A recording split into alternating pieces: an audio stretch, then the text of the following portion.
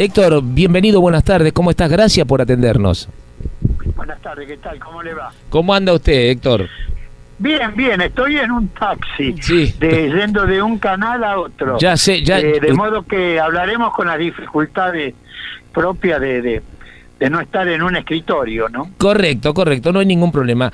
Doctor Polino, ¿cómo viene la canasta escolar? ¿Hay mucho aumento? Porque he visto en útiles escolares el 69,16%, por ejemplo. Sí, de acuerdo al relevamiento que hizo Consumidores Libres sobre 37 artículos de consumo masivo por los alumnos de las escuelas primarias, el aumento supera el 67%, el promedio de aumento, y algunos artículos que aumentaron un 170%. Ahora, lo que se mantuvo con niveles bajos de aumento fueron las zapatillas y los guardapolvos escolares, con aumentos de alrededor de un 26%, bastante razonables. Pero en otros productos los aumentos fueron realmente brutales. Ahora, ¿esto es una viveza de aquellos que del mayorista, del fabricante, o qué? ¿O porque son importados?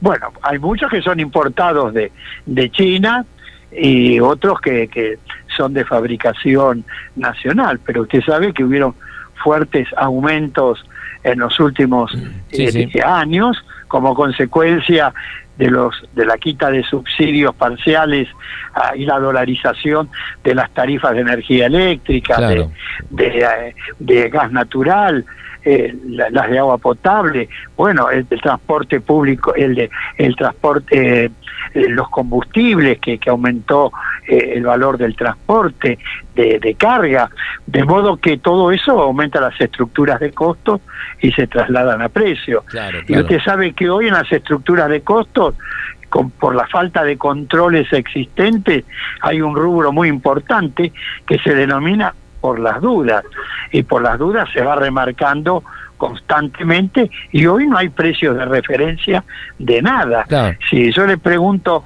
a cualquier persona cuál considera que es el precio justo de una cartuchera, de una mochila, de un guardapolvo o de un cuaderno de determinadas características, nadie lo sabe, por los aumentos constantes. Y yo quiero aprovechar la oportunidad, si usted me permite, que el Congreso Nacional aprobó en el año 2006 la nueva Ley de Educación. Así es. Y esa nueva Ley de Educación, en el artículo 90, establece la promoción de cooperativas y mutuales escolares. Ajá. ¿Qué significa esto? Que desde los distintos ámbitos educativos se tendría que promover la constitución en las escuelas de cooperativas y mutuales constituidas por los propios alumnos de las escuelas para comprar útiles y artículos escolares en grandes cantidades. Claro. No es lo mismo que usted vaya a una librería a comprar un cuaderno o un sacapuntas a que vaya y compre 300 cuadernos, 300 sacapuntas. Lógico. Indudablemente defendería el poder de compra y abarataría enormemente el precio de esos útiles y artículos escolares. Claro, porque todo el mundo tiene derecho a aumentar las cosas, pero lo único que no aumentan son los salarios. Fíjese, ahí en la provincia de Buenos Aires el lío que tienen para aumentarle a un maestro su salario, ¿no es cierto? Claro, ese es un tema. El tema es ese, los salarios de los trabajadores no han aumentado en la misma proporción, claro, en que están aumentando los precios.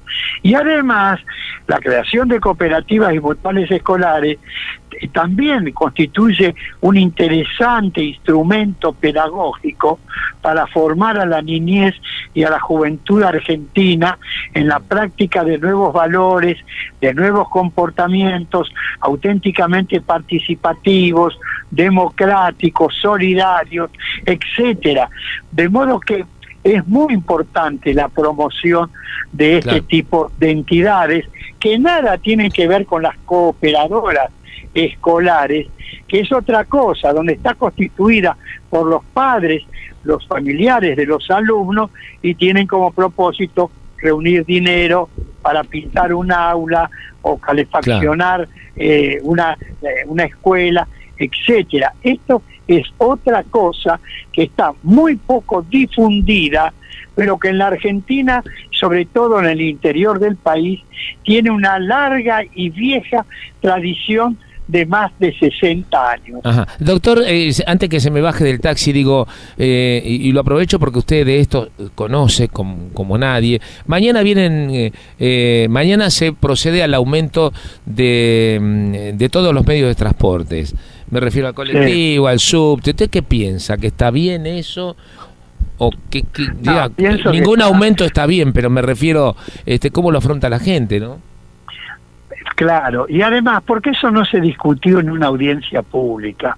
Fíjese que el ministro de Transporte, cuando anunció el año pasado, sí, como los anteriores, han sustituido la audiencia pública, que si bien es cierto no es vinculante, pero es un interesante mecanismo de participación ciudadana, lo ha reemplazado por una consulta por internet, que nadie se ha enterado, además de la existencia de esa consulta que duró 3 días, que nadie se enteró, que nadie ha participado, y no obstante han sustituido el mecanismo de la audiencia pública, donde impidieron que los representantes de las entidades y los propios padres de los alumnos y los docentes pudieran participar, y los propios trabajadores pudieran participar de esas audiencias públicas, ¿no? Claro. De modo que tenemos que seguir luchando, y mucho,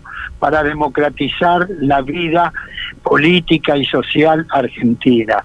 Y además el gobierno tendría que ser mucho más prudente en los aumentos que está decretando, atender no solo el reclamo de las empresas y las exigencias del Fondo Monetario Internacional, sino atender el bolsillo de los trabajadores y de los jubilados de nuestro país, cuyos niveles de ingreso no pueden afrontar los aumentos de la canasta básica de alimentos, de medicamentos y ahora de la canasta escolar. Realmente. Doctor, lo dejo porque sé que está yendo al canal de televisión, así que le agradezco mucho y nos estamos encontrando en una próxima. Muchísimas gracias. Que siga muy bien, hasta pronto. Hasta luego. El doctor Héctor Polino de Consumidores Libres con nosotros.